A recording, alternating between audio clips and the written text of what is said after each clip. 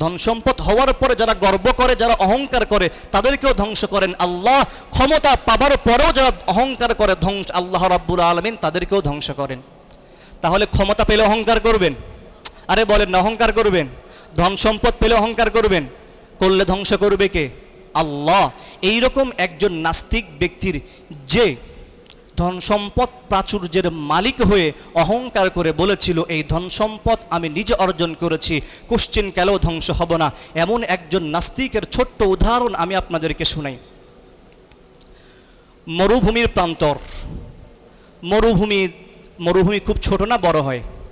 মরুভূমি অনেক বড়, যেখানে গাছগুছালি কোনো কিছুই থাকে না, সেটাকেই তো বলা হয় মরুভূমি। যেখানে পানি পাবেন না, গাছগুছালি কিছু পাবেন না, ছায়া পাবেন না, শুধু রোদ আর উত্তপ্ত বালু, এটাকেই বলা হয় কি? মরুভূমি। তো মরুভূমির প্রান্তর, মরুভূমি একটার পর একটা, বিঘার পর বিঘা মরুভূমি পার হচ্ছে। মাঝখানে ছোট্ট পরিসরে একটা বাগান, যেই বাগানের চারি সাইড দিয়ে রয়েছে খেজুরের গাছ, মাঝখানে এক পাশে রয়েছে আঙ্গুরের বাগান। খেজুরের বাগানগুলোতে প্রত্যেকটা খেজুরের গাছে খেজুর দ্বারা পরিপূর্ণ। আঙ্গুরের বাগানে, আঙ্গুরের প্রত্যেকটা গাছে থোকায় থোকায় আঙ্গুর ঝুলে আছে।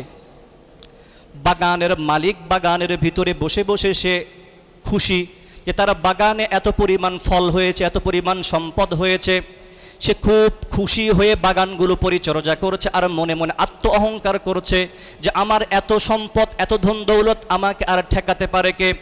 আমাকে আর ধরার মতো, আমাকে আর ঠেকানোর মতো কেউ নাই। এভাবে সে তার সম্পদের কারণে গর্ব করছে আর মনে মনে খুশি হচ্ছে। এমন সময় একজন বৃদ্ধ, সাদা দাড়িওয়ালা একজন বৃদ্ধ এসে বাগানের ভিতরে ঢুকলেন। ঢোকার পরে মালিককে দেখার পরে ডাক দিয়া বললেন, আল্লাহর বান্দা মালিক, এই বাগানের মালিক কি আপনি? মালিক ডাক দিয়া বললেন, হ্যাঁ, এই বাগানের মালিক স্বয়ং আমি। এইবার সেই বৃদ্ধ লোক মালিককে ডাক দিয়া বললেন, আল্লাহ পাক রব্বুল আলামিন আপনাকে অসংখ্য অগণিত টাকা পয়সা ধন দৌলত দান করেছেন। এই যে এত সুন্দর বাগান দান করেছেন, বাগানের প্রত্যেকটা গাছে গাছে খেজুর এবং আঙ্গুর দ্বারা পরিপূর্ণ। কিন্তু আমি আপনাকে প্রশ্ন করতে চাই, আপনি কি আল্লাহ রাব্বুল আলামিনের শুকরিয়া আদায় করেন কিনা? আল্লাহর প্রতি আস্থা এবং বিশ্বাস রাখেন কিনা?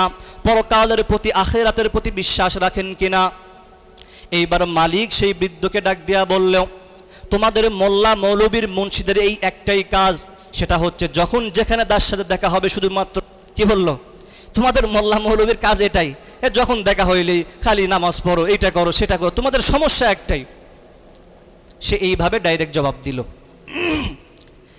এইবার সেই আল্লাহওয়ালা ব্যক্তি ডাক দিয়া বলল যে, ভাই, এই যে অর্থ সম্পদ, এই যে প্রত্যেকটা গাছে গাছে খেজুর ধরে আছে, এই যে প্রত্যেকটা আঙ্গুরের গাছে আঙ্গুর থোকায় থোকায় ধরে আছে, এই সব কিছু তো দিয়েছেন আল্লাহ তাআলা, এই সব কিছুর মালিক আল্লাহ তাআলা। এইবার সেই বাগানের মালিক ডাক দিয়া বলে, যদি এই খেজুরের বাগানগুলোতে, গাছগুলোতে যদি খেজুর আল্লাহ দিবে, তাহলে আমার পরিশ্রম গেল কোথায়?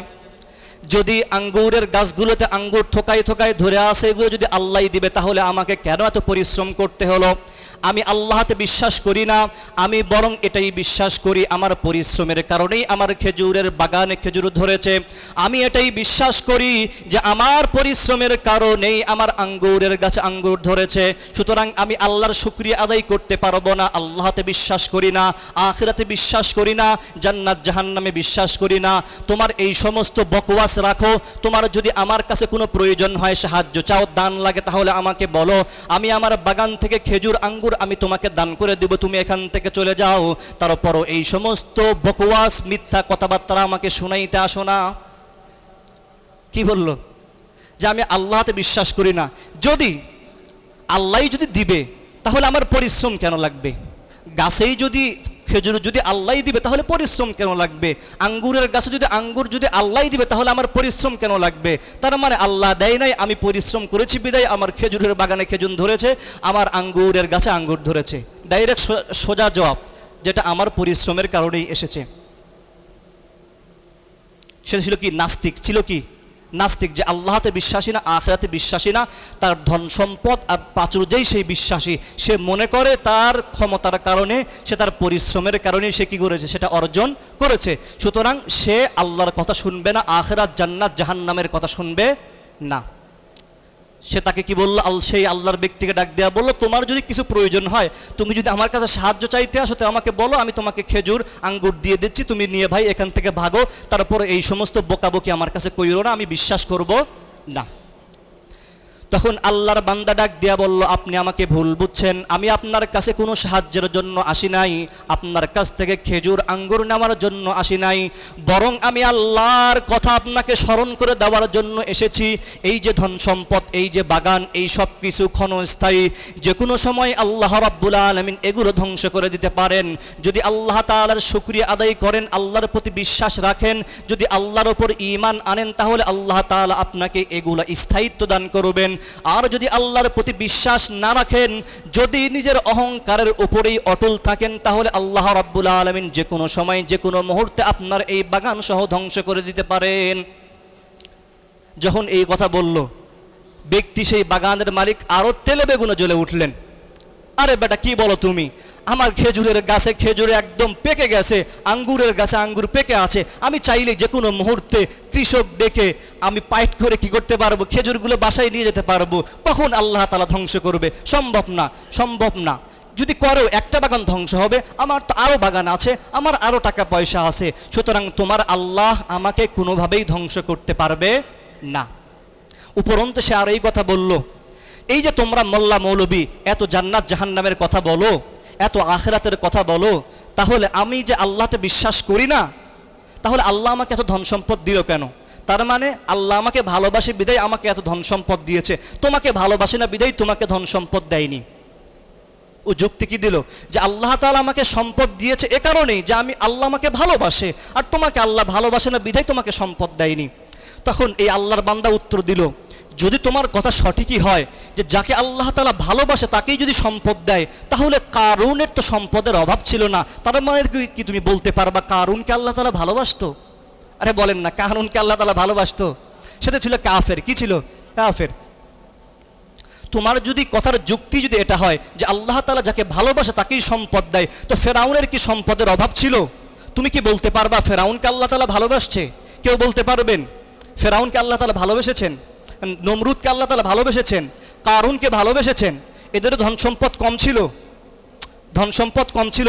কারুনের যেই সম্পদ ছিল, তার সম্পদের যেই চাবি, তালার যেই চাবি, এগুলো খোলার জন্য হাজারো ঘোড়া লাগতো, ঘোড়া বহন করতো তার ধন সম্পদের চাবি। এত সম্পদ আল্লাহ তাআলা দিয়েছেন, কিন্তু অহংকার করেছিল বিদায় আল্লাহ তাআলা তাকে মাটির নিচে তার সম্পদ সহ দাবিয়ে দিয়েছেন। তাহলে সম্পদ যাকে আল্লাহ তাআলা দেন তাকেই ভালোবাসেন, এই যুক্তি সত্য না মিথ্যা? মিথ্যা যুক্তি। আল্লাহ তাআলা সর্বদাই সব বান্দাকে সম্পদ ভালোবেসে দেন না, বরং কিছু কিছু সময় বান্দাকে আল্লাহ তাআলা সম্পদ ঢিল হিসেবে দেন, যে দেখি বান্দা সম্পদ পাবার পরে অহংকারী হয়ে উঠে নাকি আমি আল্লাহ তাআলার শুকরিয়া আদায় করে। তো এই আল্লাহর বান্দা বলল, তোমার যুক্তি যদি এটাই হয় যে আল্লাহ তাআলা তোমাকে ভালোবাসে বিধায় তোমাকে সম্পদ দিয়েছে, তাহলে কারুনের সম্পদ তো কম ছিল না, তার মানে কি কারুনকে আল্লাহ তাআলা ভালোবাসতো? কোশ্চেন কালেও না। নমরুদের সম্পদের অভাব ছিল না, আল্লাহ তাআলা তাকে ভালোবাসতেন না, তাকে লাঞ্ছিত করে দুনিয়া থেকে বিদায় করেছেন। ফেরাউনের তো সম্পদের অভাব ছিল না, তার মানে তো আল্লাহ তাআলা তাকে ভালোবাসতেন? এমন তো না। তাহলে সম্পদ সর্বদাই সবজনকে আল্লাহ তাআলা ভালোবেসে দেন না, আবার কাউকে সম্পদ না দিলে আল্লাহ তাআলা তাকে ভালোবাসেন না এমনটাও না। সম্পদ কখনো ভালোবাসার মাপকাঠি হতে পারে না আল্লাহ এবং বান্দার মাঝখানে। একজন রিক্সা চালক, ভ্যান চালক আল্লাহর কাছে অতি উত্তম হতে পারে, সে যদি হালাল পথে উপার্জন করে আল্লাহ তাআলার ইবাদত করে। এমন লক্ষ কোটি ধনাঢ্যশীল অবাধ্য এবং ব্যক্তি থেকে একজন রিক্সা চালক হাজার গুণে উত্তম। একজন রিক্সা চালক দিনমজুর যে মাঠে গিয়ে খায়, হালাল পথে 200 টাকা উপার্জন করে খায়, 5 ওয়াক্ত নামাজ পড়ে, এমন একজন ব্যক্তি হাজারো লক্ষ কোটি নাফরমান কোটিপতি থেকে উত্তম। কথা কি ঠিক না? কথা বলেন ঠিক না? ঠিক। তাহলে ধনাঢ্য ব্যক্তি সবসময় আল্লাহ তাআলার ভালোবাসায় থাকেন না, একজন গরিব ব্যক্তিও আল্লাহ তাআলার ভালোবাসার পাত্র হতে পারেন। এখন সেই আল্লাহর বান্দা অহংকার করে বলল কি, যে আল্লাহ তাআলা আমাকে ভালোবাসে বিধায় আল্লাহ তাআলা আমাকে সম্পদ দিয়েছে, তোমাকে ভালোবাসে না বিধায় আল্লাহ তাআলা তোমাকে সম্পদ দেয়নি। এই আল্লাহর বান্দা সেই বৃদ্ধ ব্যক্তি অনেকভাবে চেষ্টা করলেন তাকে বুঝানোর, আল্লাহর দিকে ফিরে আসার, আল্লাহর প্রতি বিশ্বাস স্থাপনের চেষ্টা করলেন, কিন্তু সেই মালিক, বাগানের মালিক কোনো মতেই তার বিশ্বাস থেকে সে অনড়। সে আল্লাহর প্রতি বিশ্বাস করবে না, সে আখিরাতের প্রতি বিশ্বাস করবে না, এগুলো তার কাছেই অনর্থক মনে হয়। তো আল্লাহর বান্দা সেই বৃদ্ধ ব্যক্তি তাকে বিভিন্নভাবে বোঝানোর চেষ্টা করেও শেষ পর্যন্ত পারলেন না। শেষ পর্যন্ত তাকে বললেন, তুমি যদি আল্লাহর প্রতি বিশ্বাস না করো, অচিরেই তোমার সম্পদ ধ্বংস হয়ে যাবে। আজকে আমি তোমাকে এই কথাটা বলে গেলাম। এই বলে সেই আল্লাহর বান্দা সেখান থেকে চলে গেল। একদিন, 2 দিন, 3 দিন, কয়েকদিন পরে আল্লাহ রাব্বুল আলামিন দেখিয়ে দিলেন আসমান থেকে ঘূর্ণিঝড় এসে সেই বান্দার বাগানকে পুরো ধ্বংস করে দিয়ে চলে গেলেন।